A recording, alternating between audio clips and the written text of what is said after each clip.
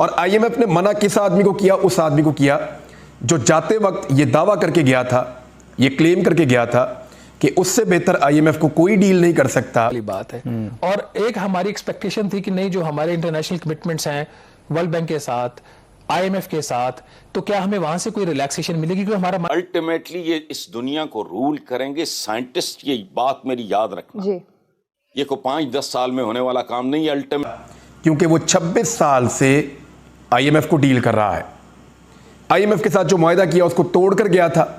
IMF ने घास नहीं डाली, पाकिस्तान के पैसे भी ज़ाया कर दिए। वहाँ बरतानिया चले गए पहले, फिर अमेरिका चले गए, वहाँ पे पाकिस्तानियों से जो है वो गालियाँ भी खा ली और उल्टा पाकिस्तानियों को गालियाँ खुद भी देना शुरू कर दी। और वहाँ से अब वापस अमेरिका से पलट कर पाकिस्तान आने का जो सफ़र है वो नाकामी और नामुरादी के साथ है। तो पहली खबर तो ये हुई कि आईएमएफ ने पाकिस्तान को या पाकिस्तान के वज़ीर ख़जाना को नाकाम लौटा दिया है, नंबर 1। नंबर 2 चीज़ इसके साथ एक और जोड़ दें आप, पाकिस्तान के जो डिफ़ॉल्ट होने के खतरात हैं वो बढ़ते चले जा रहे हैं। ये इमरान खान साहब के दौरे हुकूमत में कुछ 10% होते थे, बाद वक़्त नहीं भी होते थे और बिल्कुल निचली सतह पे रहते थे। अभी ये 81% पाकिस्तान के डिफ़ॉल्ट होने के खदशात मौजूद हैं। श्रीलंका को 61% का खतरा था डिफ़ॉल्ट होने का और वो डिफ़ॉल्ट कर गया था। पाकिस्तान को 81% तक, 81% तक खतरा है डिफ़ॉल्ट होने का।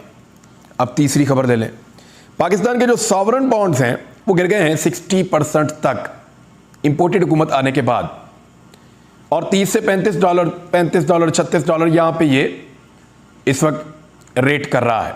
इतना गिर चुका है जो 110 तक हुआ करता था। ये भी इसी इंपोर्टेड हुकूमत ने किया है। तो दुनिया भर के इकोनॉमिस्ट और उनके इदारे वो ये कह रहे हैं कि पाकिस्तान खुदा न खास्ता डिफ़ॉल्ट के करीब पहुँच गया है। अब अमेरिका अपनी तैयारी कर रहा है।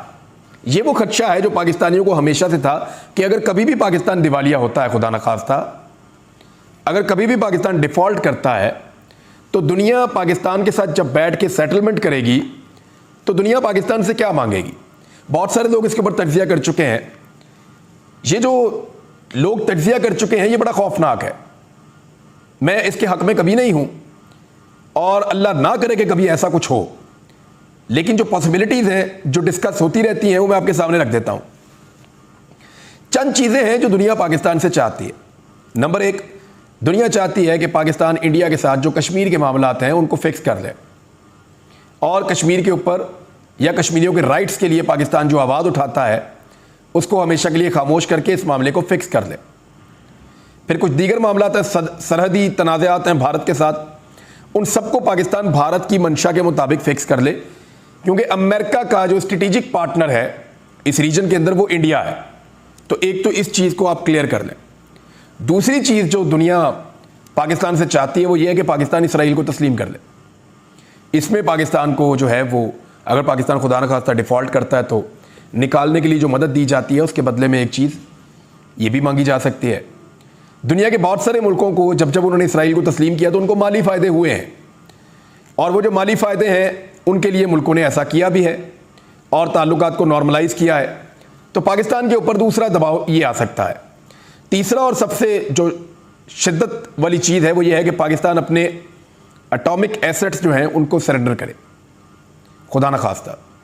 यानी पाकिस्तान के जो एटमी असासे हैं वो नहीं होने चाहिए पाकिस्तान के पास। जब पाकिस्तान ने एटम बम बनाया तब भी कहा गया था कि ये पाकिस्तान एक ऐसा मुल्क है जिसके पास इस्लामी बम है। और वो जिनके अकाउंट्स बाहर होते हैं, जिनकी जदादें बाहर होती हैं, जो एक्सपोज होते हैं, जो आंख में आंख डाल के बात नहीं कर सकते, फिर वो यही कहते हैं कि उनका कहने का मतलब ये नहीं था। तो ये भी उम्मीद नहीं है इनसे। ये अच्छा। तो गुलाम लोग हैं, चापलूस लोग हैं, अमरीकन गुलामी में पैदा होने वाले लोग हैं। ये हमारे वजीर खारजा हैं, लापता हैं, गुमशुदा हैं, पता नहीं किधर हैं। और वो नारंडा नहीं गए, उनकी दादी के नानी मर गई थी, वरना वहाँ भी जा रहे थे। और क्या हो रहा है मुल्क में जी? मुल्क में बैठ गया, मुल्क माशी तौर पे बैठ गया। आज खुद इसहाक डार ने कह दिया कि 27 बिलियन डिफ़ॉल्ट ही हो गया आज के दिन। आज मुल्क डिफ़ॉल्ट हो गया। मैं आपके प्रोग्राम में कह रहा हूँ, माफ़ी के साथ सारी कौम के सामने हाथ जोड़ता हूँ। इसहाक डार ने 1 अरब रुपया ज़र मुबादला के ज़फ़ायर, भाई वो कह रहा है कि हमें पेमेंट का शेड्यूल 27 बिलियन है, इनका बाप करेगा।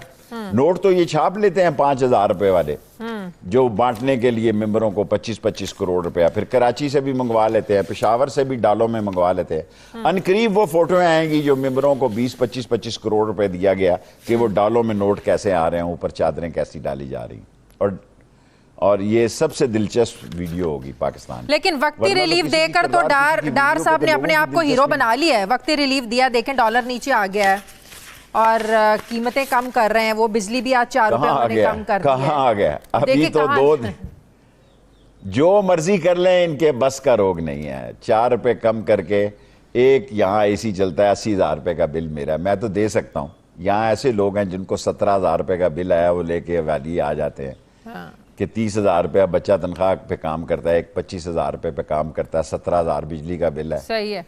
और आटे का, और मैं आपसे क्या अर्ज करूं, अल्टीमेटली होगा ये इस दुनिया को रूल करेंगे साइंटिस्ट, टेक्नोलॉजिस्ट, जो इस दुनिया को शेप दे रहे हैं, जिन्होंने इस दुनिया का चेहरा बदला है। ये जुगाड़िए से जो आके बैठ जाते हैं, हमारा तो खैर हाल ही बहुत बुरा है, इसलिए छोड़ो, मुझे नहीं लगता इसका कोई। और अब भी ये क्या है, ये 13 की 13 जमातें, इमरान खान की हुकूमत वो फारिग हुई, अब ये 13 जमाती ये क्या कर रहे हैं? ये 30 बरसों से लिखते लिखते लिखते उंगलियां घिस गई हैं। मेरा ख्याल है फिर मेरी किसी दुआ का, कबूलियत का वक्त है। अल्लाह करे इसका जनाजा तैयार हो, मैं भी नमाज जनाजा में इसकी मगफरत के लिए दुआ करूं। मुझे नहीं लगता इसका कोई, जो अवाम का हाल है बद से बदतर होता हुआ ये जमहूरियत का हाल है। अच्छा, ऐसा है ना कि हमने फिर वो एक दरमियानी रास्ता ढूंढने की कोशिश करते हैं। तो कल जो डोनर्स कॉन्फ्रेंस हुई, वहाँ पे जो वर्ल्ड बैंक और IMF के जो वहाँ पे रिप्रेजेंटेटिव्स थे, उनकी तरफ से जो वहाँ पे बात हुई, वो पाकिस्तान के नुक्ता नज़र से इतनी कोई हौसला अफजा नहीं थी। जो वर्ल्ड बैंक के वहाँ पे रेप थे, उनके मुताबिक उन्होंने कहा पाकिस्तान की जो इस वक्त ओवरऑल पोजीशन है फॉरेन एक्सचेंज की, वो बड़ी वल्नरेबल है। जो इंपोर्ट्स हैं वो बढ़ेंगी सैलाब की वजह से। उन्होंने कहा जी कि आपको फूड की आइटम मंगवानी पड़ेंगी बाहर से, आपको कॉटन मंगवानी पड़ेगी, तो बहुत चैलेंजिंग टाइम्स हैं। इसके बावजूद पाकिस्तान को क्या करना चाहिए, ये उनकी तरफ से कामरान जो एक चीज़ आई थी, जो नाज़रीन कल उन्होंने डोनर्स कॉन्फ्रेंस में बताया कि पाकिस्तान को इन हालात के बावजूद जितने भी ये नुकसानात हुए क्या काम करने हैं, जिसका कल हमने इंडिकेट भी किया था आपको प्रोग्राम में कि IMF ने कल क्या कहा पाकिस्तान को। जब वजीर खजाना वहां पे गए तो उन्होंने कहा जी कि पाकिस्तान को अभी भी जो अनटारगेटेड सब्सिडीज है उसको खत्म करना है इन हालात के बावजूद। जो सेल्स टैक्स का निज़ाम है पाकिस्तान का, उसको ठीक करना है। जो एनर्जी सेक्टर की रिफॉर्म्स है पाकिस्तान को, वो करनी है। और इसके साथ ही वर्ल्ड बैंक के रेप ने वहां पे एम्फसाइज किया कि पाकिस्तान को जो फ्लेक्सिबल एक्सचेंज रेट का जो रिजीम है वो मेंटेन करना है।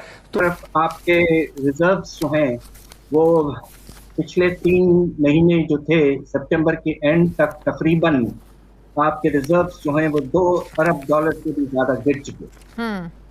और अलबत्ता कोशिश ये होती रही है पिछले कुछ हफ्तों से कि रुपए की कदर में इजाफा हो।